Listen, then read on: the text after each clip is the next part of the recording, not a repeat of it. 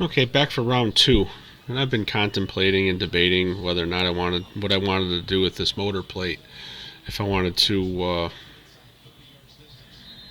uh, just pull the rear gear out of it and swap out the 9 tooth and show you the process that I go about doing that, or go with a new motor plate. But I think I'm just at that level of, if it ain't broke, don't fix it.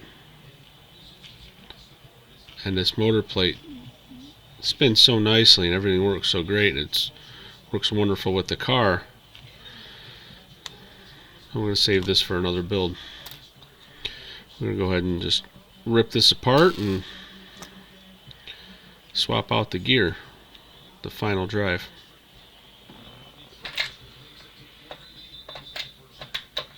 I gotta remove the old pinion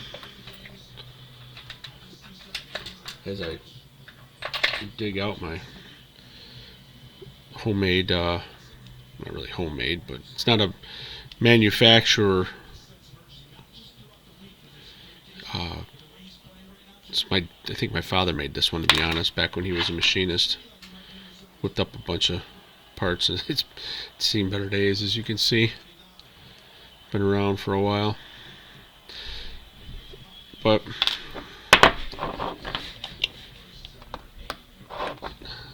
regret doing this. And why I'm going to regret doing this is because of the levelness of the final drive gear.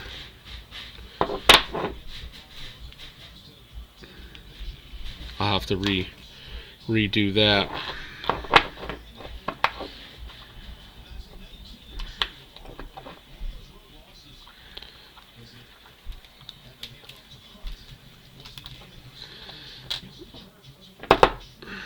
Okay, and you can see the wear. Focus-ish, not.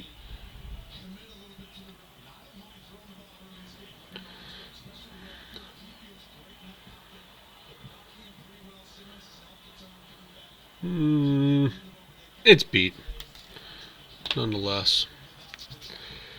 So we're going to clean this again with my Castle stuff.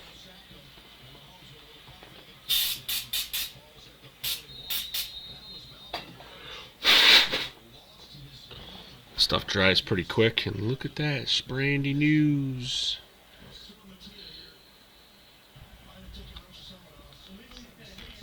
Brandy news. Okay. Oh. I'm going to. Oh, well, let me go back to this. This sometimes works. I could have shoved it in there, but I'd be afraid of ruining the bottom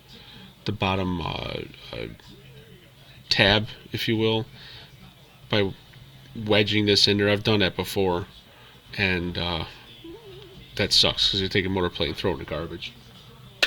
That's the only downside to that thing.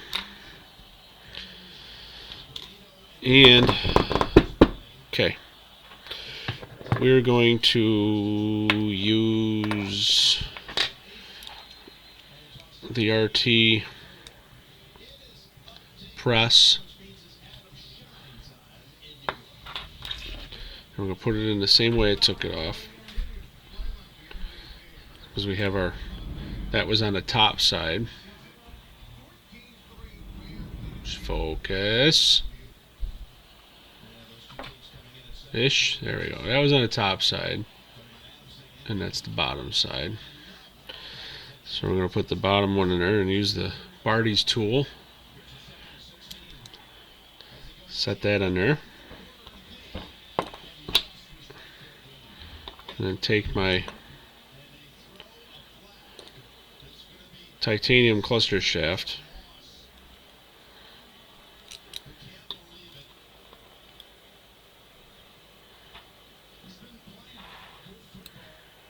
Slide that in there like so. And then go ahead and bring it in and bottom it out.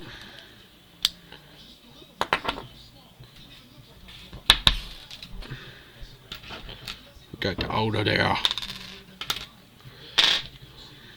So nice. But we're going to see how nice this really is. And I'm going to try to set the camera up and show you this, so bear with me. I'm going to pause this and come back. It'll be a different scene. And cut. Okay, a little twist of the camera shows my little contraption here. Got ourselves a China Freight dial indicator with a magnetic base on a piece of flat steel that I used to use for a setup block back in the day, especially with unlimited or magnet cars. It was perfect for magnet cars. It was always my goal for the guide pin, and it would just sit there, be able to see my how level my shoes were, because it was a pretty flat chunk of 16th inch thick steel there, 3/16 thick steel, or is that 1/8? At any rate, whatever. So front hub. Show you what I got here. It's a front hub off of an old E-Fray front end that's just super glued to the plate. There's no load or no pressure on it, so it works perfectly. But the idea of it, the idea of the front axle is the same as the, it's 064, 063 or whatever, close enough, and it works perfectly to hold the cluster shaft. And then you put the roller on the gear itself. Set your dial indicator to 0. Of course, I'm an idiot, so this means this is my low side. So when I spin this around like this, it shows your low side. Shows that this, okay, so this right here is low, and that's it. Everything else is high. This thing is 1/1000th of an inch off, and that's using the Barty's tool in conjunction with the RT tool that you literally just saw. I've done nothing. Pause the video for 3 seconds for me to grab my tool and set this up, then hit record. Now some might ask, well, why do you need that? If you don't have this set up here, okay, the Barty's adapter, and you should have this if you're doing gears. If you don't, I don't know how you're getting your gears done, but if you don't have this, it's much more difficult to get this square. Okay, now I have run into situations where using this tool does not give you 100% accuracy. In fact, you'll have it's been worse than this. This one actually came out really good, and we're a thou off on this.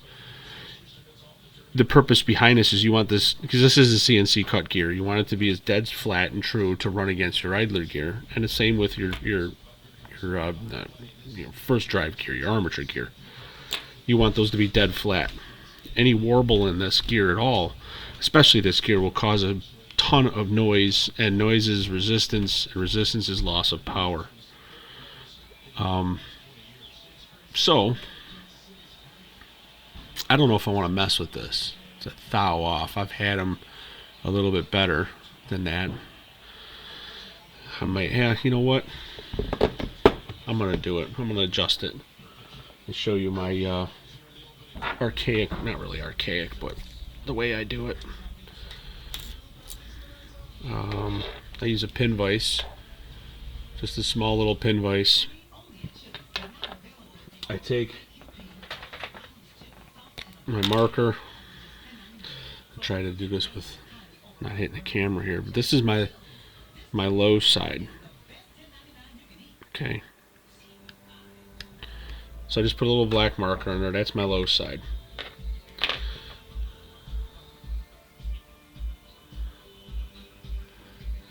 And I'm 180 degrees out, and that's my high side. So you can see my, possibly see my, maybe my paint mark, my black mark is right here. It's 180 degrees out. So now what it will end up doing is taking this out of the contraption, putting it into my pin vise, and then leave myself a little bit of a gap between the pin vise and the gear. And then I have, again, this is my low side, 180 out is the high side. So I just take the high side and just give it a little bit of a push down on the table. Sometimes I tap it, sometimes I just push it down. Put it back into the contraption, and give it a spin and see where we're at.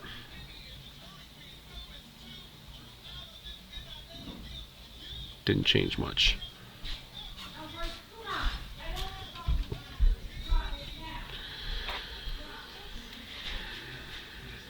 So we're going to try this again. Again, 180 degrees out.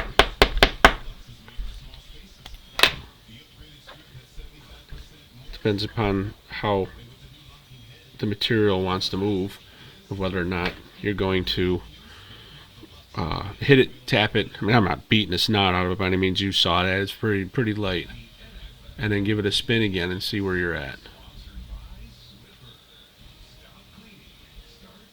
It's still off. It's a little bit better.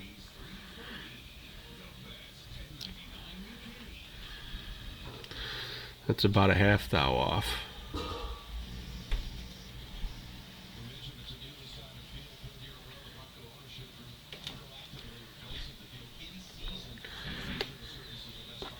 You spend the time doing it, that'll be worth it in the long run.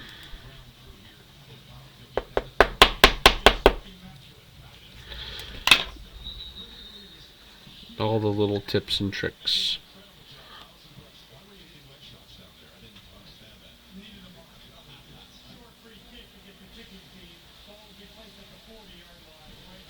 Half a thou. Like you're ever going to hear that?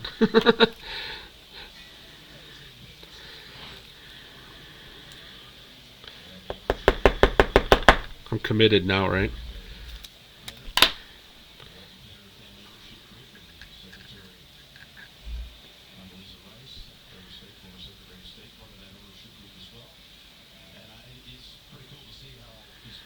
This one's being stubborn.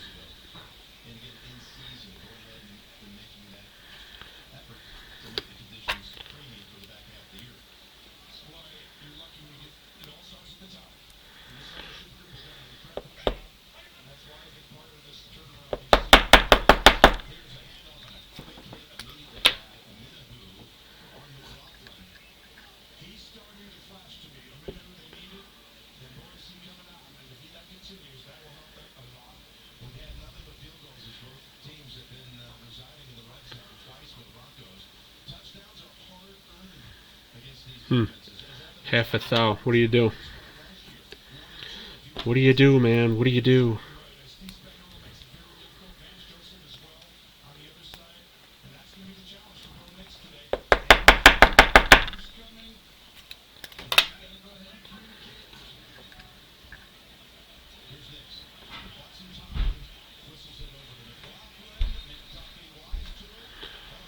This thing's really making a liar out of me here, isn't it? Like I keep tapping at the same spot and it's like not changing. Actually, it is changing. That's my high spot.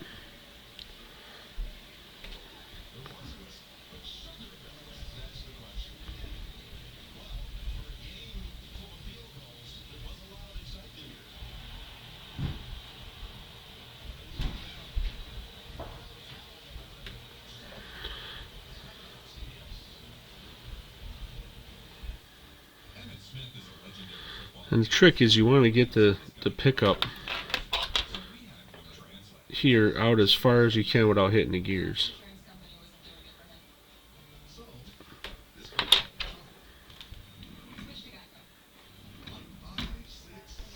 I'm still thou off.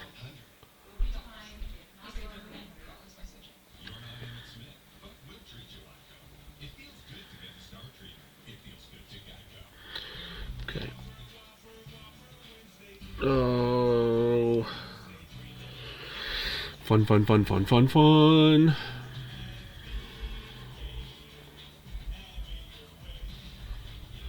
Okay. I've tapped it, now it's out of whack here.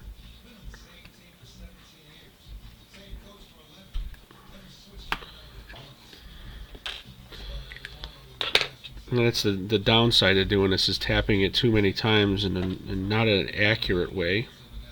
And this is not an accurate way by any means. I'll be the first to admit it.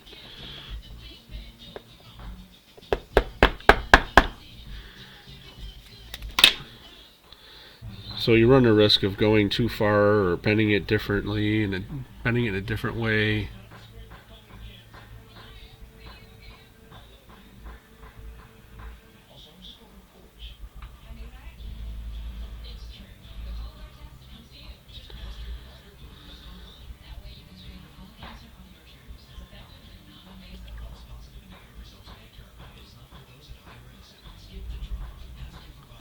Yeah, you know what? Half a thou. There you go, buddy.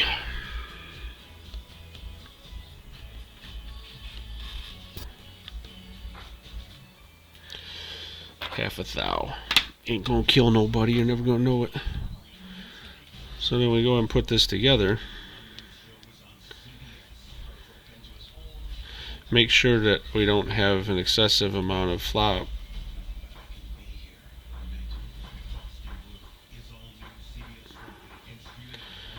which I do on the bottom side.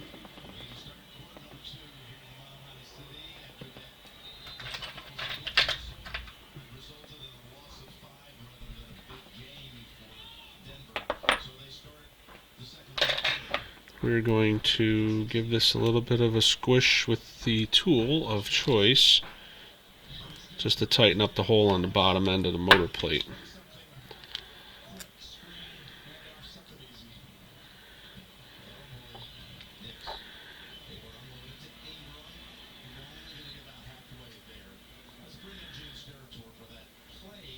That's really good. Still got plenty of play. Now I'll take our new 9-tooth and just push it on with your thumb, because that'll happen.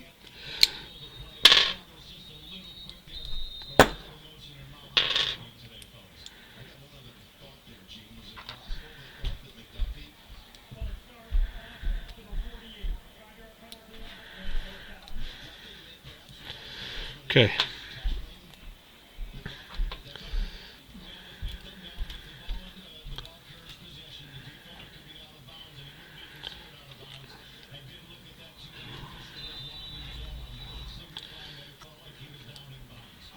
Oh my God, what are you doing?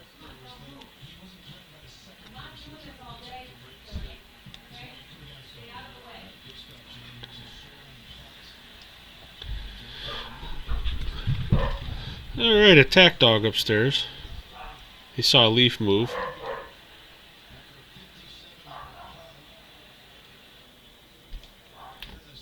And we're going to get about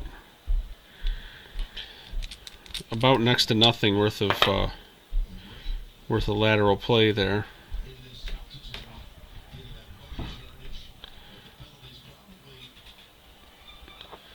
And I've lost all my stuff out of the bottom. Some people will build chassis with them not going in the bottom with the idler post or the cluster shaft post, sitting here chilling out high like this and nothing in the bottom. I'd set this chassis up so that it wasn't going to do that, and it was actually going to be using the cluster shaft into the chassis. I like to have it that way because it eliminates a lot of stress out of the bottom when the gear is doing what it's supposed to do. But your lateral movement on the gear is not there, so it's not putting pressure on the bottom, as much pressure on the bottom. Yes, it's still putting pressure on the bottom when you're going forward and backward. It's making this pinion move, laterally. But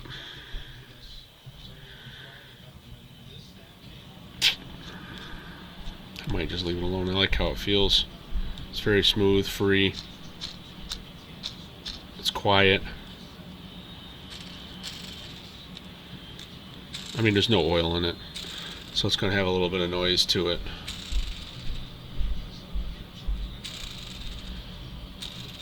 But what I'll do is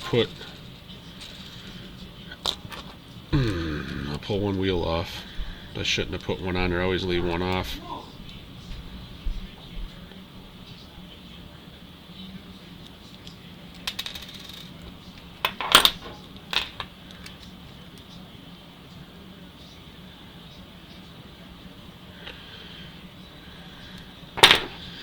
Because the reason behind it is we're going to put... I wish this camera would stop unfocusing, because it makes the...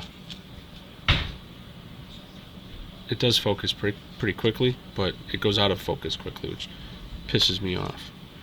So it makes it difficult to watch the video, and for that I apologize. Alright, we got a little bit of... I can feel a little bit of a... grit on there, and what I'm doing is putting my finger on the cluster shaft and rotating it. You feel grit. So show you what to do.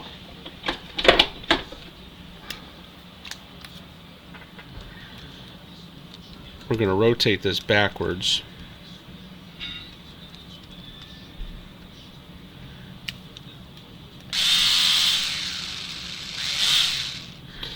and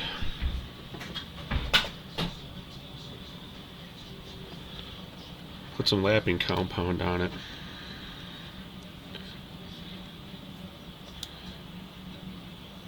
I've had this shit for a while. I bought it off of eBay.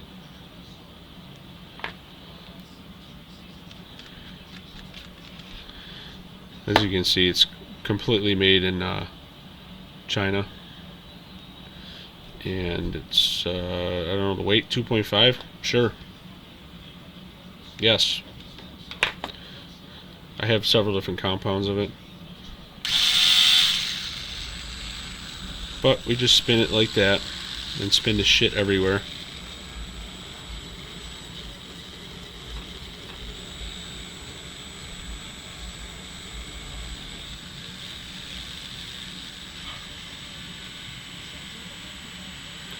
Put a little resistance on the cluster shaft.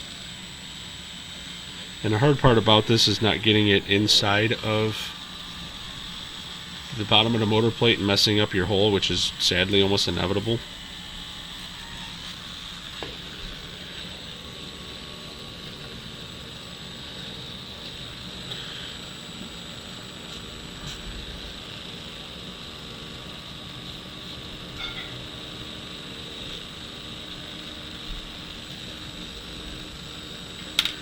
Then we just let it run like that for a little bit. I'm going to pause this and finish this up. I'll be right back. Okay, back from the pause session, and it did not, thankfully, mess up my gear, so I don't have to tear that apart and screw around with it. So I'm really happy about that. But what it did do was, if you can see,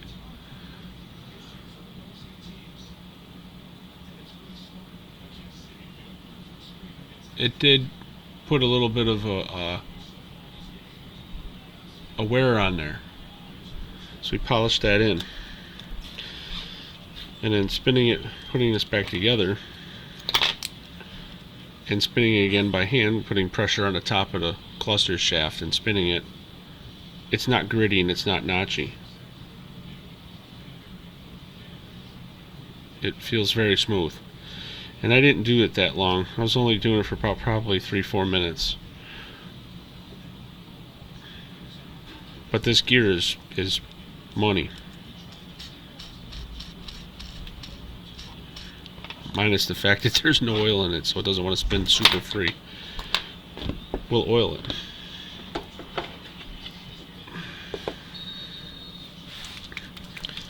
I have my Habby's oil.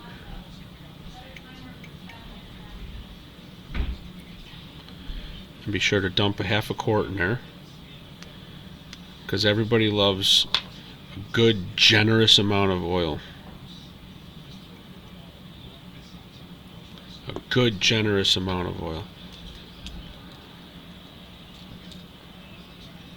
Oh, God, it feels so good. Put a little bit here in the axle holes.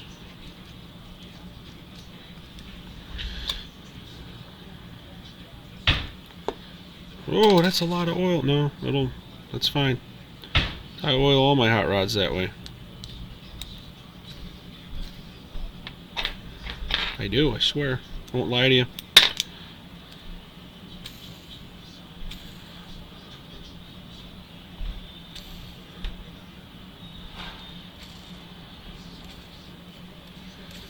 That's so good. Just like it was.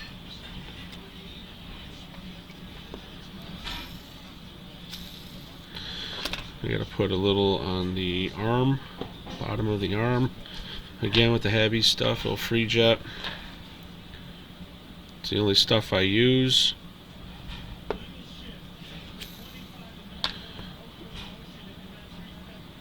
And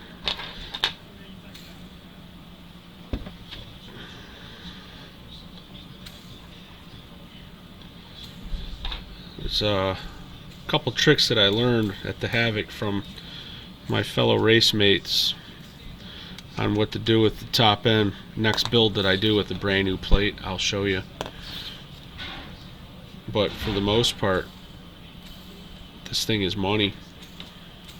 I think it's first and foremost, it's now legal.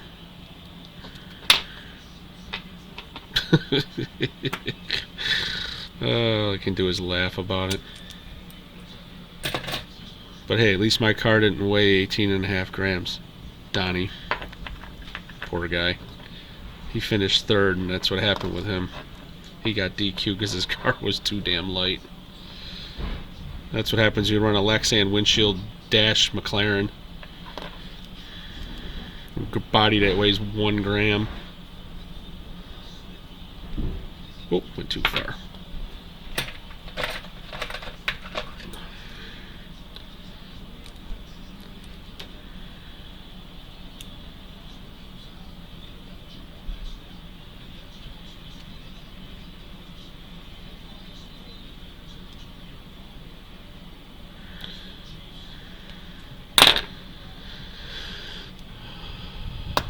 Okay. Go Bills. They won, by the way, in case if you were not wondering or not caring. Let's go ahead and put this pig back together. We got our fancy magnets. Put them in the same orientation as they had before to, yes, maximize downforce. We'll put our brush in same way we took it out, because we don't want to reseat brushes because these things are absolutely perfect. There's no carboning, no arcing, no excessive wear. It's very nice. Put this in here, and this car is hopefully back to its winning ways.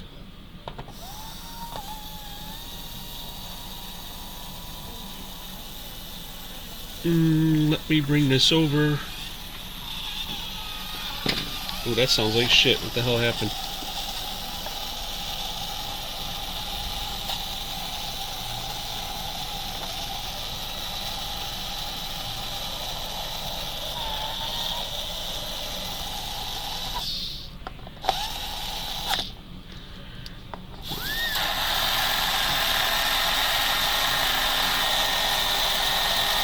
Oh yeah.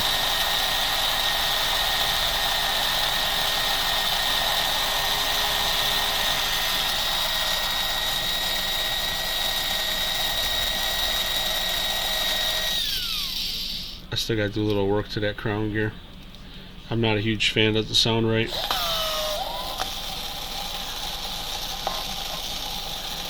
That noise was it not sitting on there correctly. The tire was rubbing on the post in the back. The amp draw is negligible. It's about where it was. It's like 0.06, 0.059.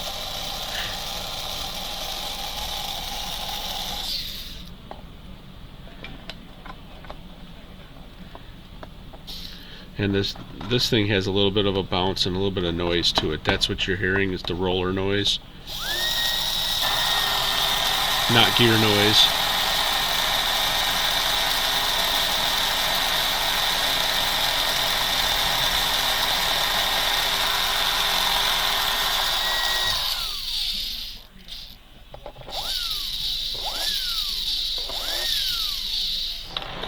Whee! The cable here is annoying me.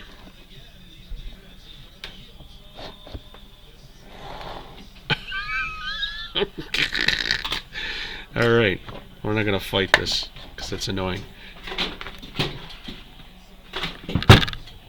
Oh, there's a fucking trophy wrapped around. That's hilarious.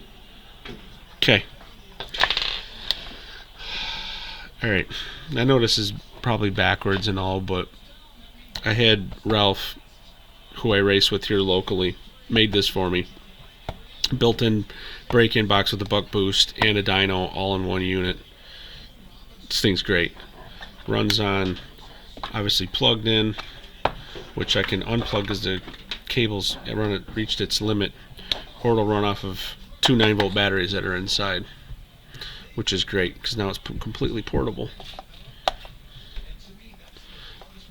And my batteries are dead on the inside, so because I left it I had a break-in. I was left a break-in on for like hours. I came down and forgot that I had it on the break-in box, and it burned the batteries out of it. See, there's this the 9 volts are smoked. So, not a good sales pitch, but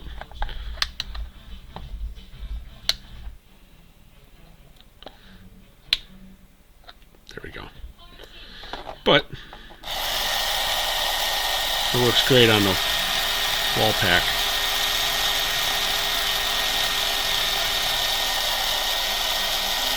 There's one thing that we got to work on is the roller. Because trust me, this car is smooth as glass. So, and as it's starting to break in, you see now it's into the 5s.